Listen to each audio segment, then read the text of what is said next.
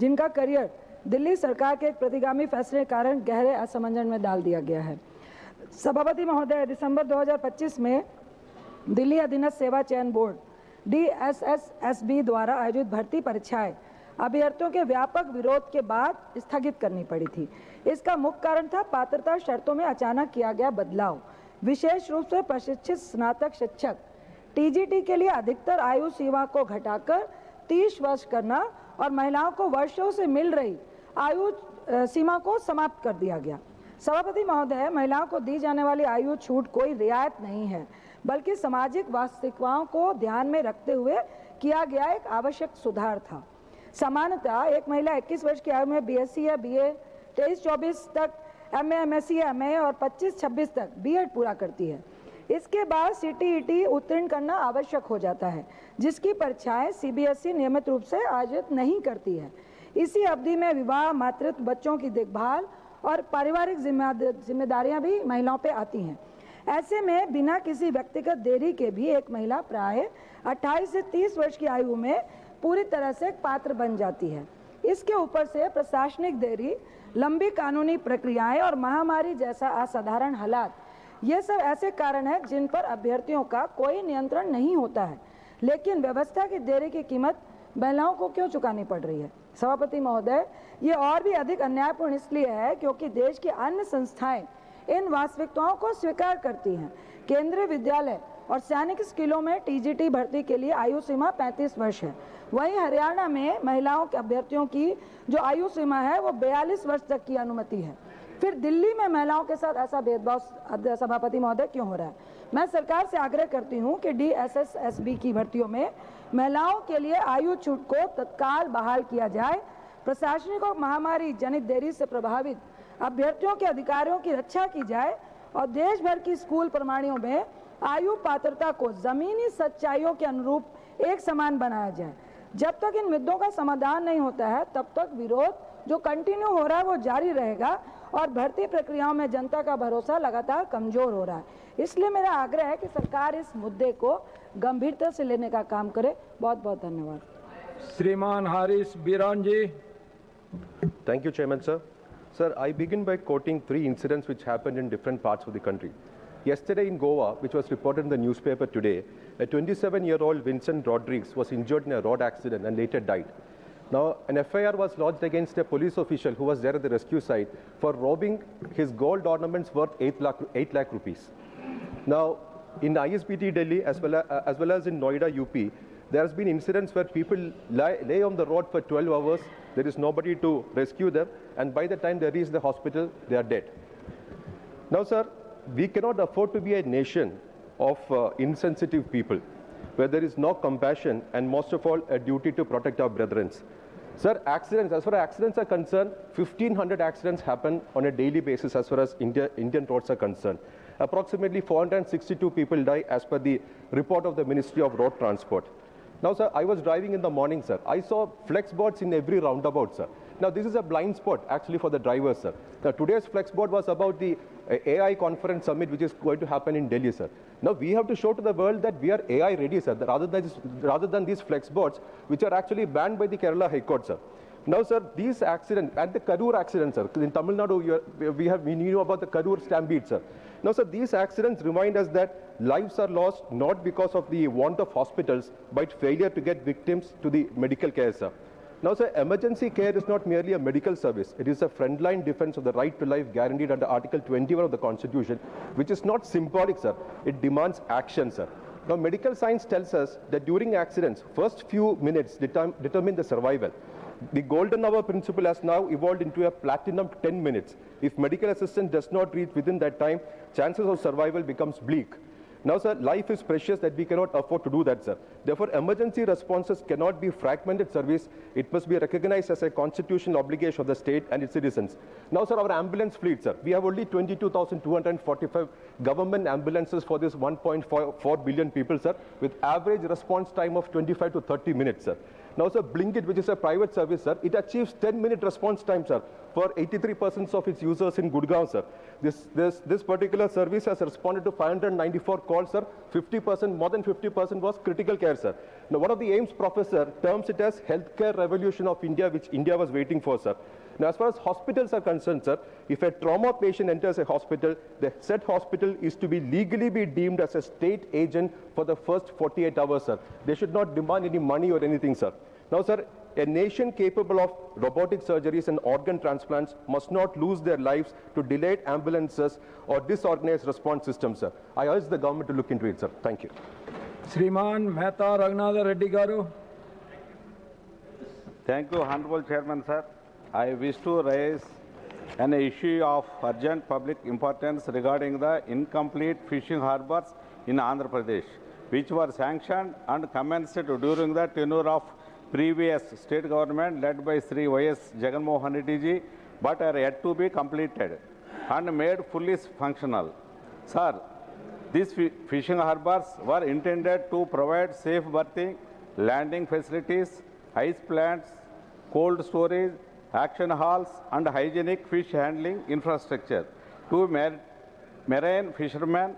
However, now, due to non-allocation of funds, several projects remain stalled at various stages.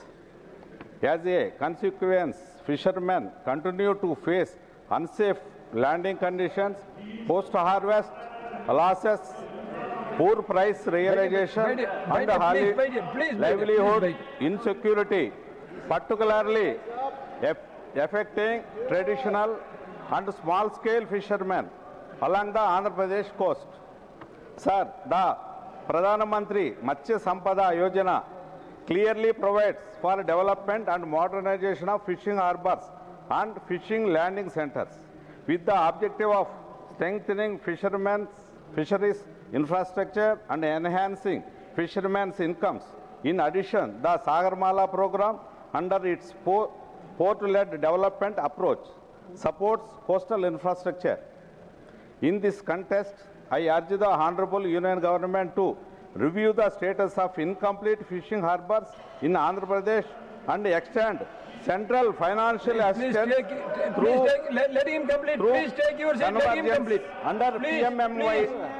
SY, Sagarmala. Please take your seat. Let him complete. Sagarmala or any other scheme deems fit. I am telling, please. So as to ensure their time-bound completion. Sir, completing these projects will strengthen the blue economy, improve income security of fishermen, and contribute to overall coastal development. Sir, I request the Honorable Government to take sympathetic and proactive steps in the interest of fishermen and coastal communities. Thanking you, sir. Shriman Debashish Samantrai ji. Thank you, Honorable Chairman, sir. My demand is granting Central University status to Revansha University, Cuttack. Sir, at present, Odisha has only one central university, located in Koraput district. In contrast, several other states have granted multiple central universities. For instance, Uttar Pradesh has multiple central universities, so has Delhi. Rajasthan has multiple central universities, including Central University of Rajasthan and others. Even smaller states such as Himachal Pradesh and Jharkhand have dedicated central universities with full academic expansion. Sir, Odisha, despite being a large state with significant tribal population and educational backwardness in many regions, continues to depend only on one central university, which itself faces faculty shortages, infrastructure gap, and limited course expansion. In this context, Revansha University, established in 1868 as Revansha College and later upgraded to a university, stands out as the oldest and most prestigious higher education institution in Odisha. It has produced eminent scholars, administrators, freedom fighters, and national leaders. Located in Cuttack, it enjoys excellent rail and road connectivity, academic legacy, and urban infrastructure necessary for expansion into a full-fledged central university. Granting central university status to Revensa will ensure better central funding and research grants, attract quality faculty and international collaborations, expand interdisciplinary and emerging courses, promote regional balance in higher education. Sir, if equity and cooperative federalism are guiding principles, then Odisha deserves at least one more central university of national stature. Yes. I therefore urge the Honorable Minister of Education to seriously consider upgrading Revensa University to a central university in the larger interest of educational justice and national development. Thank you. Bande Utkal Janani. Honorable Shriman Mallikarjun Kharge ji. Sir, सभापति जी, मैं एक बेहद गंभीर विषय पर सदन का ध्यान आकर्षित करना चाहता हूं। 21वीं सदी में जबकि हम बड़े बड़े सामाजिक विकास के दावे करते हैं, सामाजिक रिफॉर्म की बात करते हैं, हिंदू एक होना इसकी बात करते हैं, तो ओडिशा में एक दलित महिला हेल्पर कम कुक द्वारा तैयार भोजन को समुदाय विशेष के लोग अपने बच्चों को देने से मना कर देते हैं। पिछले 3 महीनों से उस आंगनवाड़ी सेंटर का बाइकॉट चल रहा है। सभापति जी, आंगनवाड़ी सेंटर्स बच्चों के फिजिकल और कॉग्निटिव विकास की बुनियाद है, लेकिन अगर इस तरह के जातिगत पूर्वाग्रह और भेदभाव है तो स्वाभाविक तौर पर इसका असर बच्चों के ग्रोथ पर भी पड़ेगा। इस प्रकार की घटनाएं संविधान के आर्टिकल 21A के तहत शिक्षा के अधिकार को सीधे प्रभावित करती है। आर्टिकल 47 में नीति उस दायित्व के विपरीत है जिसके अनुसार राज्य पर पोषण स्तर बढ़ाने और जन स्वास्थ्य सुधारने की जिम्मेदारी है।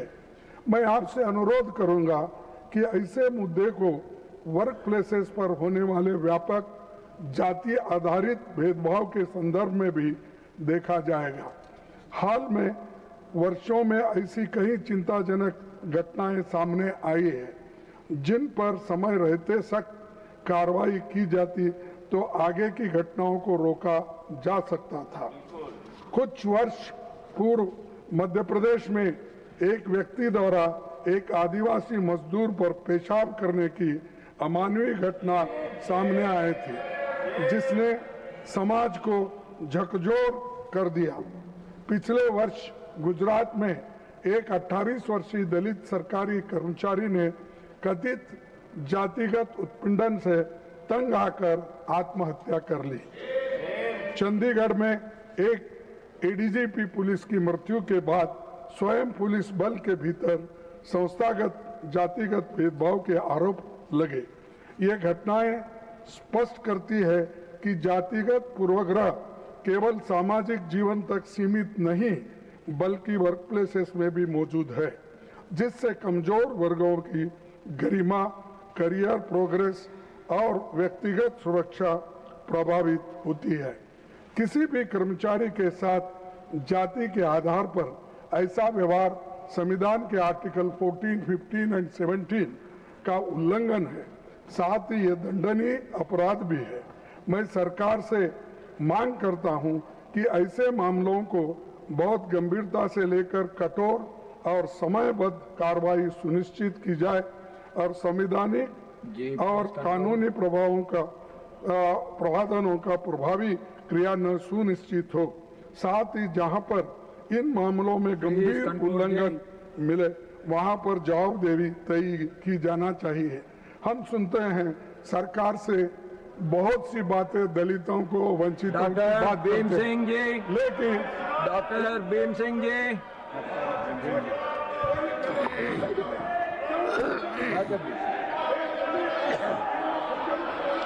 माननीय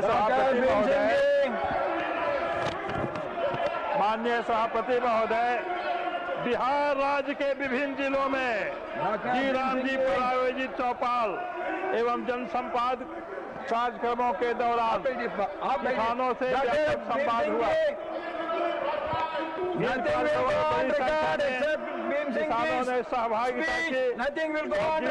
कानून को लेकर संतोष एवं खुशी व्यक्त की। किसानों ने केंद्र सरकार तथा माननीय प्रधानमंत्री श्री नरेंद्र मोदी जी के नेतृत्व की खुले तौर पर सराहना करते हुए कहा कि केंद्र की नीतियों से कृषि क्षेत्र को मजबूती मिली है, किंतु इसी के साथ किसानों ने अपने एक गंभीर सुझाव और पीड़ा भी सामने रखी कि अनेक कल्याणकारी योजनाएं जमीन तक पहुंचने से पहले ही बैंकों की जटिल कार्यप्रणाली में उलझ कर रह जाती हैं।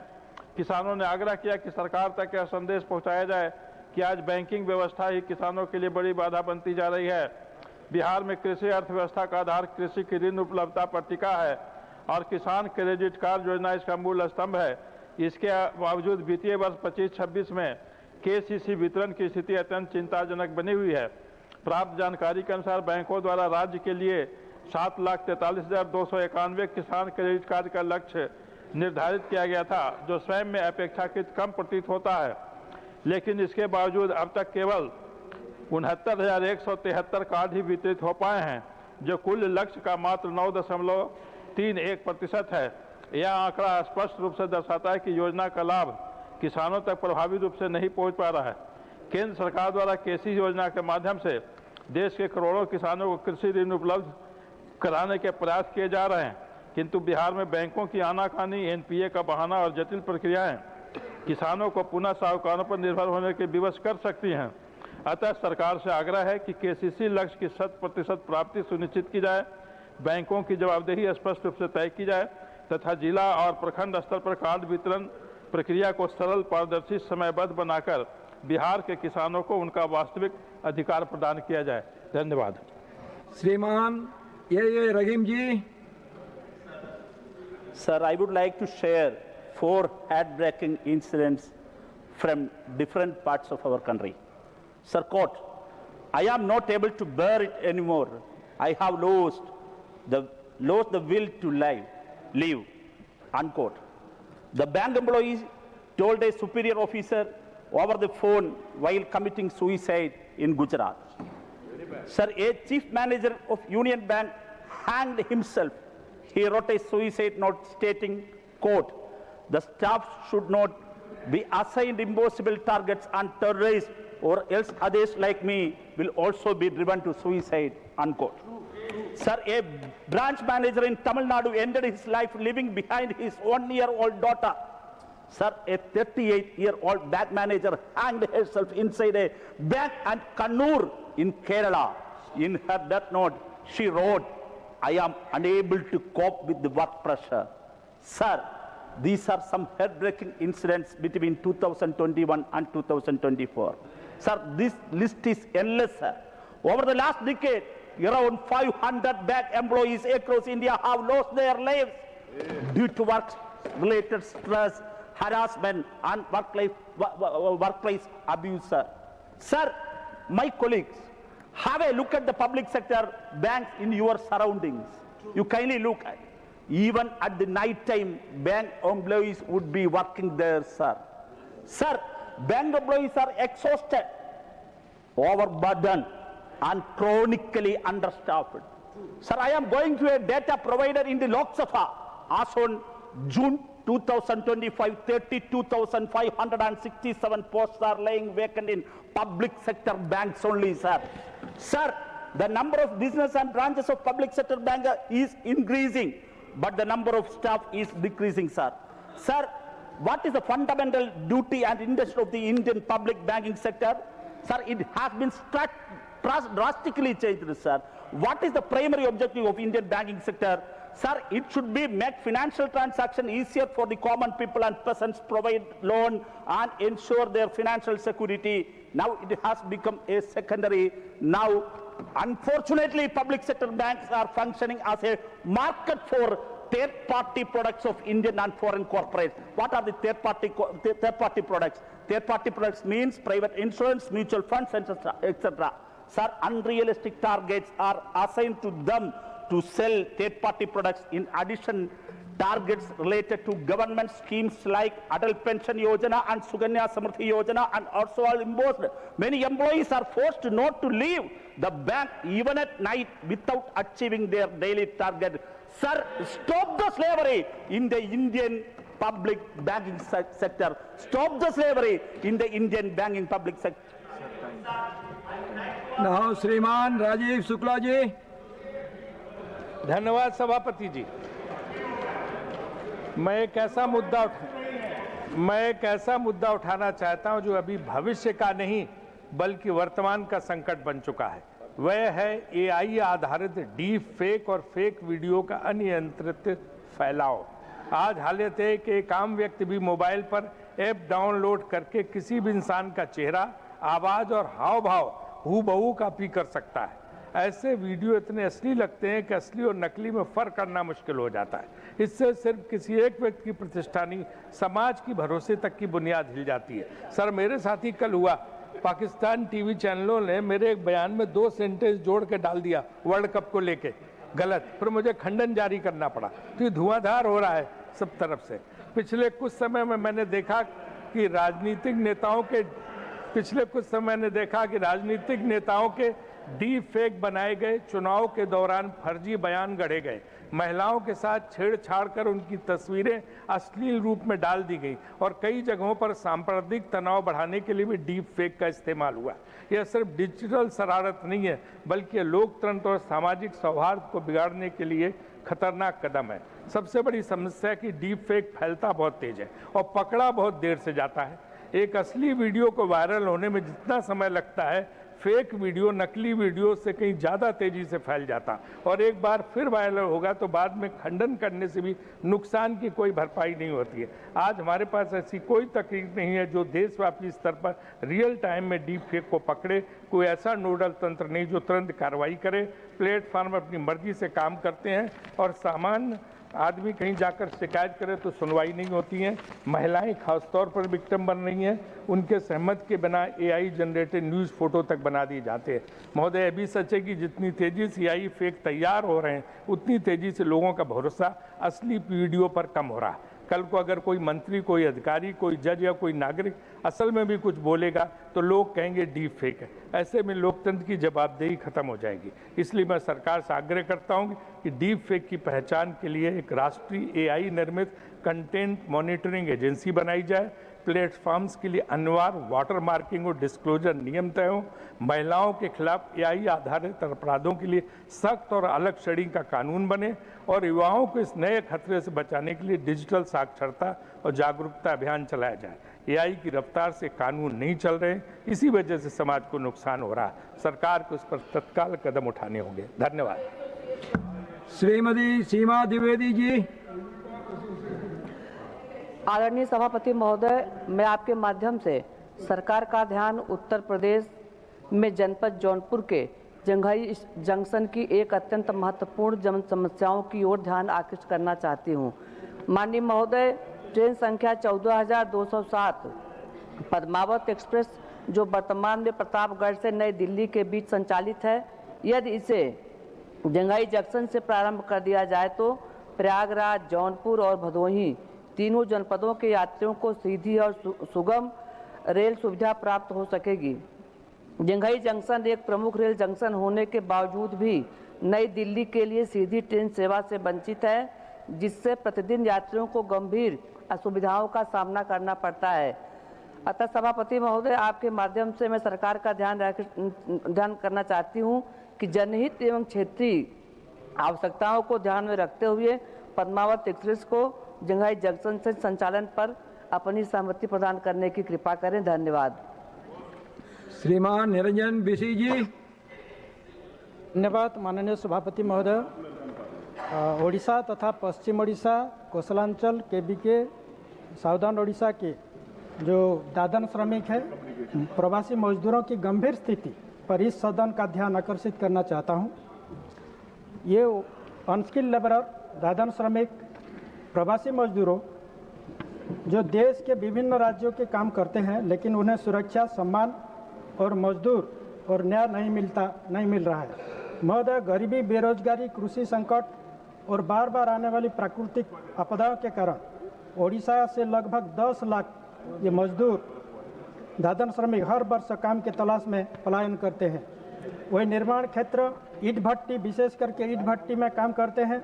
फैक्ट्री में, खदानों में 16 से 18 घंटा कठिन परिस्थितियों में काम करते हैं। सबसे चिंताजनक बात यह है कि हाल के वर्षों में 500 से अधिक ओडिशा के, पश्चिम ओडिशा के कोसलांचल के जो दादन श्रमिक है, प्रवासी मजदूर है, वो काम के दौरान विभिन्न राज्यों में मृत्यु की शिकार होते हैं।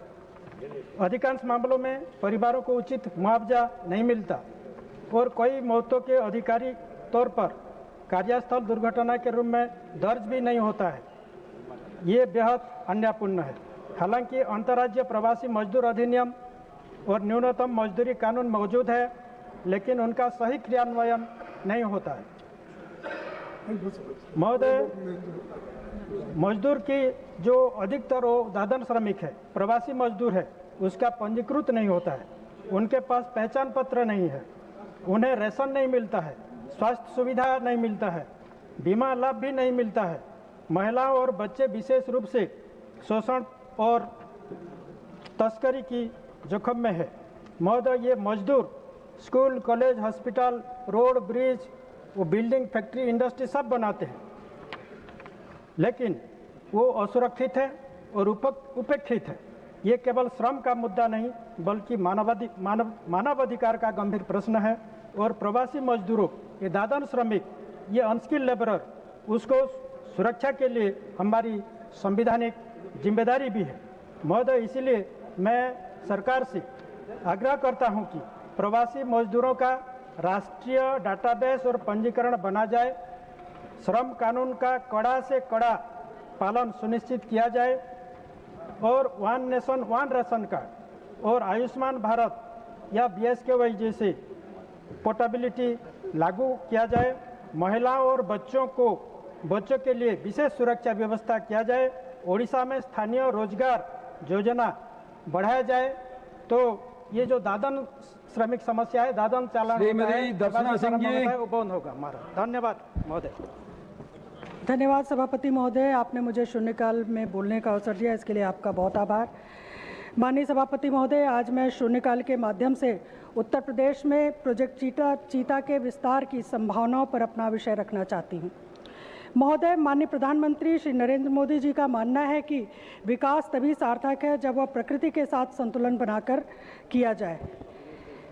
महोदय, हाल ही में वन्यजीव संरक्षण के क्षेत्र में एक अच्छी खबर सामने आई है। माननीय प्रधानमंत्री श्री नरेंद्र मोदी जी के नेतृत्व में प्रोजेक्ट चीता के जरिए चीतों की भारत में वापसी हुई है। 17 सितंबर 2022 को कूनो राष्ट्रीय उद्यान से शुरू हुई ये पहल आज पूरी दुनिया में सराहना और चर्चा का विषय बनी हुई है। यह इसलिए भी खास है क्योंकि भारत में चीतों को साल 1952 में विलुप्त घोषित कर दिया गया था। माननीय प्रधानमंत्री जी के प्रयास से करीब 70 साल के बाद आज वे फिर से हमारे देश में लौट आए हैं और यहाँ सुरक्षित रह रहे हैं। इससे यह साबित होता है कि सही योजना और लगातार देखभाल से चीते भारत के माहौल में आराम से रह सकते हैं। महोदय, अब समय आ गया कि उत्तर प्रदेश जैसे बड़े और प्राकृतिक संसाधनों से समृद्ध राज्य में भी चीतों के संरक्षण की संभावनाओं पर गंभीरता से विचार किया जाए। उत्तर प्रदेश का वन्यजीव संरक्षण का इतिहास पुराना और समृद्ध रहा है। राज्य में पहले से ही कई महत्वपूर्ण वन्यजीव क्षेत्र मौजूद हैं जो जैव विविधता के संरक्षण में अहम भूमिका निभा रहे हैं। ऐसे में उत्तर प्रदेश में चीता के संरक्षण की अच्छी संभावनाएं हैं। सभापति महोदय, चीता केवल एक वन्य जीव नहीं है बल्कि हमारे पारिस्थितिक तंत्र के संतुलन का भी प्रतीक है। चीतों की मौजूदगी से जंगलों में शाकाहारी वन्य जीवों की संख्या संतुलित रहती है, जिससे वनों का प्राकृतिक संतुलन बना रहता है। इससे जैव विविधता को संरक्षण मिलता है और वन क्षेत्रों की सेहत भी बेहतर रहती है। सभापति महोदय, उत्तर प्रदेश में यदि चीता संरक्षण की पहल की जाती है तो इससे राज्य की पहचान राष्ट्रीय और अंतर्राष्ट्रीय स्तर पर और मजबूत होगी और इससे उत्तर प्रदेश वन्य जीव संरक्षण के क्षेत्र में एक अग्रणी राज्य के रूप में उभरेगा। महोदय, चीता संरक्षण से स्थानीय युवाओं के रोजगार के नए अवसर मिलेंगे। इससे इको टूरिज्म को बढ़ावा मिलेगा और होटल, होम स्टे, परिवहन तथा हस्तशिल्प जैसे क्षेत्रों में लोगों की आय बढ़ेगी। माननीय सभापति महोदय, मैं इस सदन के माध्यम से माननीय वन एवं पर्यावरण मंत्री जी से आग्रह करती हूं कि उत्तर प्रदेश में चीता संरक्षण की अच्छी संभावनाओं को देखते हुए प्रोजेक्ट चीता के विस्तार पर सकारात्मक रूप से विचार किया जाए। यह पहल उत्तर प्रदेश के पर्यावरण संरक्षण के लिए एक क्रांतिकारी कदम होगा। श्रीमान मानस रंजन मंगराज जी। Chairman sir, my subject is coal royalty injustice to Odisha. Sir, I rise during 0 hour to draw the attention of the government towards the serious injustice being done to the state of Odisha in the matter of coal royalty. It is deeply concerning that coal royalty rates have not been revised for the last 10 years, despite continuous growth in coal production, rising inflation and increasing operational costs. Sir, this prolonged neglect has resulted in an annual loss of nearly 10,000 crore to the state, severely affecting its financial capacity for development and welfare. Sir, Odisha is one of the leading coal-producing states in country and plays a crucial role in the ensuring national energy security and industrial growth. While the nation benefits immensely from its rich mineral resources, the people of Odisha continue to pay a heavy price. Sir, large-scale mining has led to environmental degradation, deforestation, pollution of air and water, and displacement of thousands of tribal and rural families, causing loss of livelihoods and social disruption. Sir, despite bearing these long-term social and ecological costs, Odisha has not revised fair compensation. This reflects an imbalance in our federal structure and undermines the principles of cooperative federalism. Sir, a resource-rich state should not remain economically deprived while contributing significantly to national progress. I therefore urge the government to immediately revise coal royalty rates, link them with market prices and inflation, and ensure timely and just compensation to Odisha. This step is essential for sustainable development, social justice, and strengthening the spirit of federalism. Thank you, sir. Shrimati माया नरोलिया जी। धन्यवाद माननीय सभापति महोदय जी, आपने शून्य काल में हमें बोलने का अवसर प्रदान किया। माननीय सभापति महोदय जी, मैं आपके माध्यम से सरकार का ध्यान मध्य प्रदेश के खनन क्षेत्र की ओर आकर्षित करना चाहती हूँ। यह राज्य कोयला, चूना, पत्थर, मैग्नीज, बॉक्साइट और हीरे जैसे समृद्ध खनिज संसाधनों से संपन्न है, जो इसकी अर्थव्यवस्था में महत्वपूर्ण योगदान करते हैं। इस संभावनाओं के बावजूद राज्य के कई खनन प्रभावित जिलों को पर्यावरणीय क्षरण, भूमि अधिग्रहण में देरी, प्रभावित परिवारों का अपर्याप्त पुनर्वास और स्थानीय रोजगार के अवसरों की कमी जैसी गंभीर चुनौतियों का सामना करना पड़ता है। जिला खनिज निधि DMF के तहत कल्याणकारी योजनाओं का कार्यान्वयन असमान रहा है, जिसके कारण खनन प्रभावित समुदायों, विशेषकर आदिवासी और ग्रामीण क्षेत्रों में योजनाओं का लाभ समय पर और प्रभावी रूप से नहीं पहुंच पाता है। अवैध खनन निगरानी में पारदर्शिता की कमी और ग्राम सभाओं की निर्णय प्रक्रिया में सीमित भागीदारी भी सतत खनन प्रथाओं को प्रभावित कर रही है। इसके अलावा खनिज समृद्ध क्षेत्रों में मूल्य संवर्धन, कौशल विकास और डाउन स्ट्रीम उद्योगों को बढ़ावा देने की भी बहुत आवश्यकता है, जो पूरी तरीके से कारगर सिद्ध होने, इस कार्य को सफल होने में, क्रियान्वित करने में सहायक होगी, जिससे स्थानीय आर्थिक सशक्तिकरण और समावेशी विकास के अवसर प्राप्त होंगे। मैं सरकार से विनम्रतापूर्वक अनुरोध करती हूं कि मध्य प्रदेश में खनन गतिविधियों की प्रभावी निगरानी सुनिश्चित की जाए, DMF निधियों का समय पर और पारदर्शी उपयोग हो, पर्यावरणीय सुरक्षा उपायों को मजबूत किया जाए और स्थानीय समुदायों की सक्रिय भागीदारी सुनिश्चित की जाए। इसके अतिरिक्त कौशल विकास, डाउन स्ट्रीम उद्योगों के समर्थन और स्थायी आजीविका के अवसर उपलब्ध कराने के उपाय किए जाएं ताकि खनिज संसाधनों का विकास समावेशी, पर्यावरणीय रूप से जिम्मेदार और क्षेत्रीय संतुलन विकास में परिवर्तित हो। धन्यवाद। श्रीमती ममता मोहनदास जी। Dr. John Brittas. Sir, I crave the indulgence of this House through you, sir. Sir, a historic nationwide general strike is underway, even as the Parliament is sitting. Sir, crores of workers, employees, farmers, agriculture workers, from government offices to remote mines are on the path of strike, sir. So the slogans include withdrawal of the 4 controversial anti-labor labor codes to the restoration of Manrega, sir. Sir, all the central unions except BMS have joined the strike, sir. Even the BMS have serious reservations with these 4 labor codes, sir. And many of the BMS associated workers have joined the strike, sir. Sir, the hard-won rights of the hard-fought-won rights of the workers are snatched away in the form of the labor codes. Sir, in the name of the flexibility, you want to usher in contract labor, hire and fire, sir. Sir, you should not be blaming the workers for the stagnation in the industrial manufacturing sector.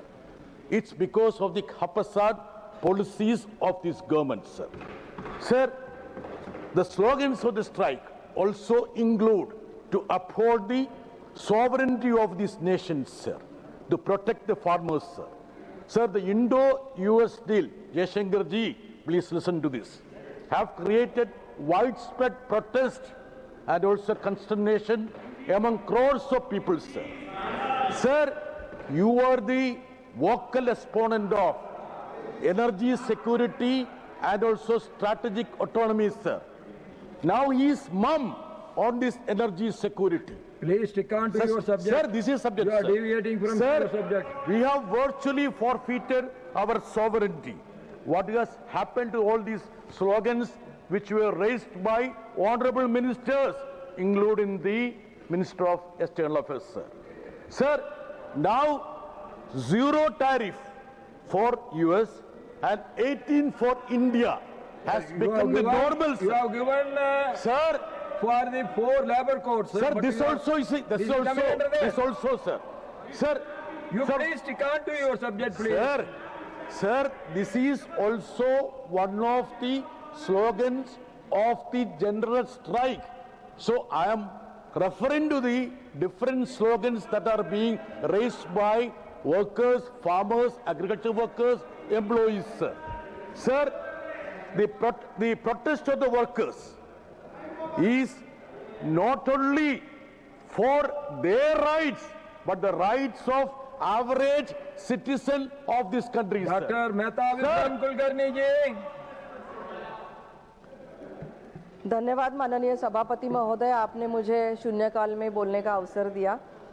मेरा आज का शून्यकाल पुणे शहर सहित महाराष्ट्र की सभी शहरी क्षेत्र जहां वर्षा जल संचयन की लगातार उपेक्षा हो रही है उसके बारे में और संचयन की क्षमता बढ़ाने की आवश्यकता के बारे में है।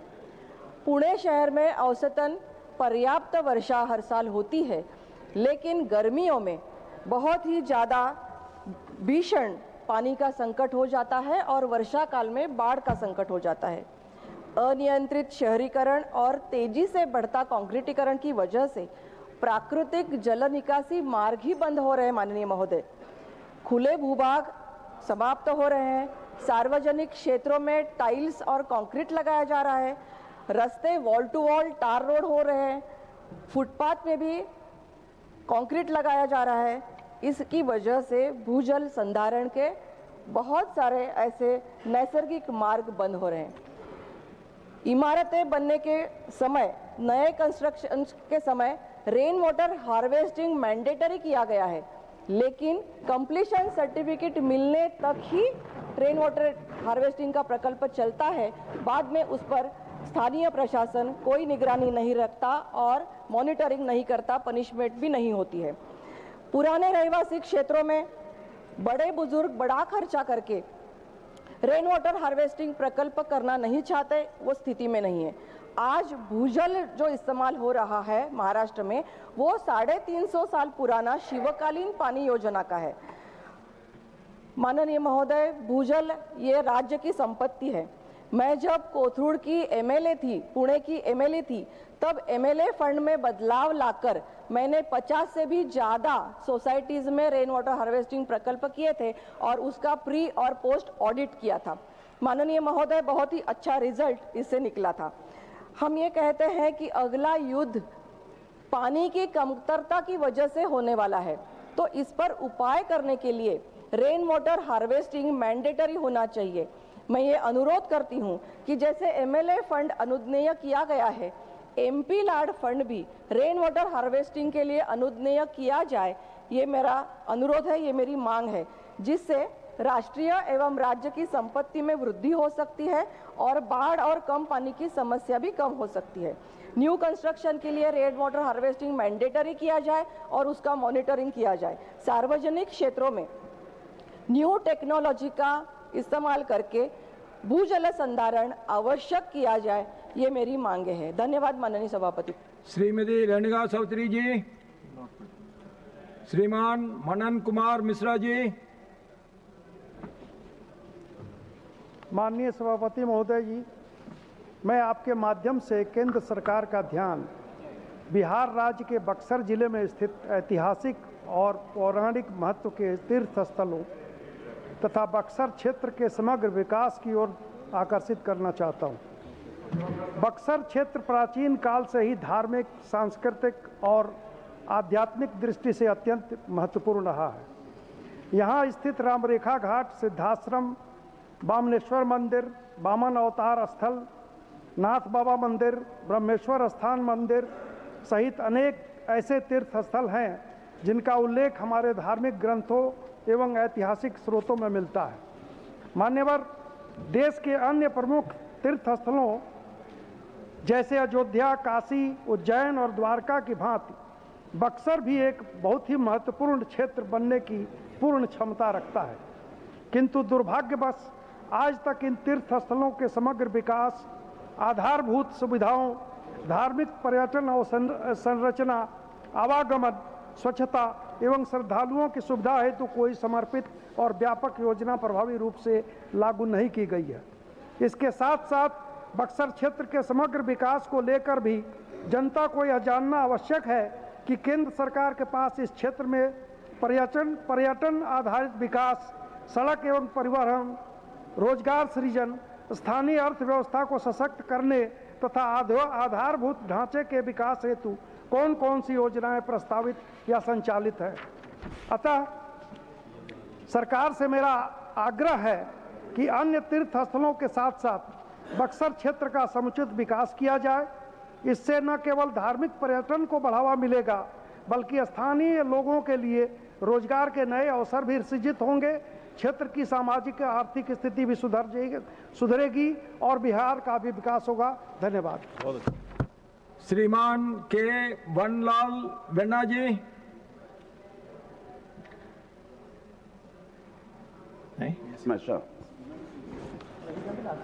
Thank you, Honorable Chairman. I would like to raise an urgent need to declare new national highways in the state of Mizoram.